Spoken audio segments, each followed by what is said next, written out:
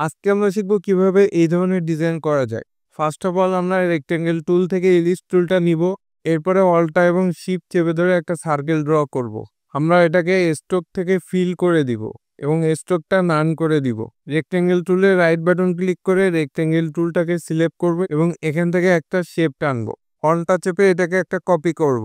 Control T দিয়ে transform অপশনটাকে on করে নিব। রাইট বাটন ক্লিক করব, এখানে আমরা 90 ডিগ্রি করে দিব। এরপর যে কোনো একটা শেপের উপর ক্লিক করে কন্ট্রোল জে দিয়ে এটাকে ডুপ্লিকেট করব। কর্নার ধরে আমরা শিফট চেপে ধরে এটাকে রোটেট করব। একইভাবে আমরা আবারও যে কোনো একটা লাইন শেপে ক্লিক করব। কিবোর্ড থেকে আবারও কন্ট্রোল জে দিব, এটা রোটেট করব শিফট চেপে ধরে। আমরা লেয়ারে ক্লিক করব, লেয়ার থেকে আমাদের লাইন শেপগুলা শিফট চেপে ধরে সবগুলাকে সিলেক্ট করব। রাইট বাটন ক্লিক করব, মার্জ শেপে ক্লিক করে সবগুলাকে এক করে দিব। কিবোর্ড থেকে কন্ট্রোল প্রেস করে আমরা আমাদের লেয়ারে ক্লিক করব। এরপরে আমরা কিবোর্ডে ডিলিট বাটন প্রেস করব। এরপর আমরা আবার ডিলিট বাটন প্রেস করব, তাহলে আমাদের শেপগুলা ডিলিট হয়ে যাবে। এখন কন্ট্রোল ডি দিয়ে এটাকে ডিসিলেক্ট করব। আমরা পেন টুলে ক্লিক করব এবং প্রত্যেকটা শেপ আলাদা আলাদাভাবে ক্রপ করব। শেপের নির্দিষ্ট একটা অংশকে আমরা সিলেক্ট করব। কন্ট্রোল ইন্টার দিলে এটাকে সিলেকশন হয়ে যাবে এবং আমাদের নির্দিষ্ট শেপে ক্লিক করে আমরা কন্ট্রোল এক্স দিব, দিয়ে কন্ট্রোল শিফট ভি দিব, অর্থাৎ এই শেপটা আমরা নতুন লেয়ারে পাবো। একইভাবে আমরা সবগুলা শেপকে ক্রপ করব। শেপের ভিতরে আমরা যে ফটোগুলো যুক্ত করতে চাই সেই ফটোগুলো আমরা ড্রাগ করে ফটোশপে এনে ছেড়ে দিব। লেয়ার থেকে প্রত্যেকটা ছবিকে আমরা শেপের উপরে রাখবো। প্রত্যেকটা শেপের উপরে আমরা আলাদা আলাদা একটা করে ছবি রাখবো। কন্ট্রোল টি দিয়ে শিফট অল্টা দিয়ে এটাকে আমরা ছোট করব। যেই শেপের ভেতরে এটাকে ইনপুট করতে চাই সেই শেপের উপরে এটাকে রাখতে হবে এবং রাইট বাটন ক্লিক করে ছবিটাতে রাইট বাটন ক্লিক করে ক্রিয়েট ক্লিপিং মাস্ক করতে হবে। এখন আপনি কন্ট্রোল টি দিয়ে ট্রান্সফর্ম করে এটাকে ছোট করতে পারবেন। শেপের ভিতরে ছবিকে ক্লিপিং মাস্ক করা হয়ে গেলে ছবি এবং শেপ দুইটাকে সিলেক্ট করতে হবে শিফট চেপে ধরে। আপনি কন্ট্রোল বা শিফট চেপে ধরে এটাকে সিলেক্ট করে রাইট বাটন ক্লিক করবে, কনভার্ট টু স্মার্ট অবজেক্ট করে দিতে হবে। একটা শেপ এবং একটা ছবি মিলে আমরা স্মার্ট অবজেক্ট করে একটা লেয়ার তৈরি করলাম। এভাবে সবগুলো ছবিকে আপনাকে স্মার্ট অবজেক্ট করে একটা লেয়ারে নিয়ে আসতে হবে। সবগুলা লেয়ারকে স্মার্ট অবজেক্ট করা হয়ে গেলে আমরা যে কোনো একটা নির্দিষ্ট লেয়ারকে হাইলাইট করতে পারি। এটার জন্য আমরা যে কোনো একটা নির্দিষ্ট লেয়ারে সিলেক্ট করে, অর্থাৎ যে কোনো একটা নির্দিষ্ট লেয়ারের শেপে সিলেক্ট করে আমরা সেটাকে একটু উপরে উঠাই দিতে পারি হাইলাইট করার জন্য। সবগুলো শেপের ছবিকে ব্ল্যাক অ্যান্ড হোয়াইট করার জন্য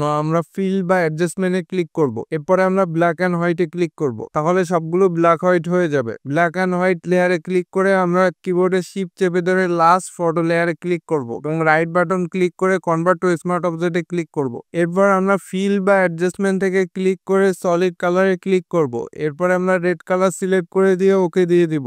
এরপরে আমরা ব্লেন্ডিং অপশন থেকে আমরা ওভারলি করে দিব। রাইট বাটন ক্লিক করব, এরপরে আমরা ক্রিয়েট ক্লিপিং মাস্কে ক্লিক করব, তাহলে এটা মাস্ক হয়ে যাবে। আমরা এখান থেকে কালারের রেঞ্জ কম বেশি করে বা যে কোনো কালার চেঞ্জ করে আমরা ছবির কালারটাকে নিয়ন্ত্রণ করতে পারি।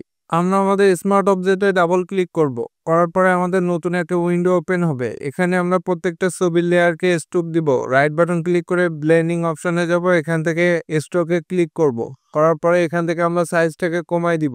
স্ট্রোকের কালারটা আমরা একটু গ্রে করে দিব এবং এখান থেকে সাইজ আমরা 5 করে দিব, দিয়ে ওকে। এভাবে করে প্রত্যেকটাতে অ্যাপ্লাই করার জন্য আমরা এখানে রাইট বাটন ক্লিক করব, কপি লেয়ার স্টাইল, এখানে ক্লিক করে প্রত্যেকটা লেয়ারে এসে রাইট বাটন ক্লিক করে পেস্ট লেয়ার স্টাইলে ক্লিক করতে হবে, তাহলে লেয়ারে আমাদের স্টাইলগুলো কপি হয়ে যাবে। এরপরে কিবোর্ড থেকে কন্ট্রোল এস দিয়ে আমরা এটাকে কেটে দিব, তাহলে আমাদের মেইন যে লেয়ার এই লেয়ারগুলোতে আমাদের ইফেক্টগুলো অ্যাপ্লাই হয়ে যাবে। আমরা যে লেয়ারটাকে হাইলাইট করতে চাই সেটাতে সিলেক্ট করে ফিল থেকে সলিড কালারে যাব এবং এখান থেকে আমরা একটা কালার সিলেক্ট করব। রাইট বাটন ক্লিক করে এখানে ক্রিয়েট ক্লিপিং মাস্কে ক্লিক করব এবং আমরা ব্লেন্ডিং অপশন থেকে ওভারলি করে দিব। এরপরে আরো একটা ছবিকে আমরা ফটোশপে ওপেন করব।